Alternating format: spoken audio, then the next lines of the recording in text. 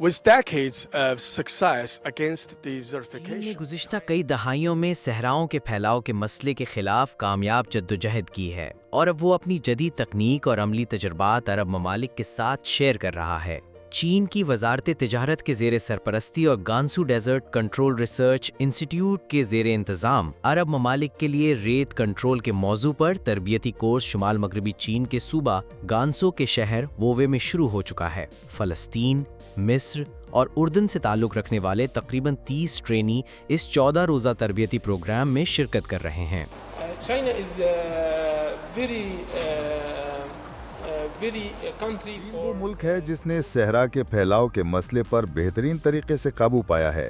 ہم نے گانسو انسٹی ٹیوٹ میں صحرائی زمین پر قابو پانے سے متعلق کئی لیکچرز میں شرکت کی ہے اور چینی ٹیکنالوجی کو عملی طور پر دیکھا ہے، جیسے کہ یہ ٹنل۔ ہم نے یہ ٹیکنالوجی سیکھی ہے اور میرے لیے یہ تجربہ بہت شاندار رہا ہے۔ شکریہ چین۔ اس قسم کے تربیتی پروگرام صوبہ گانسو میں گزشتہ 30 سال سے جاری ہیں، جن کے دوران اب تک 86 ممالک کے 1100 سے زائد تکنیکی ماہرین اور سرکاری اہلکاروں کو تربیت دی جا چکی ہے، جن میں عرب ممالک کے افراد بھی شامل ہیں۔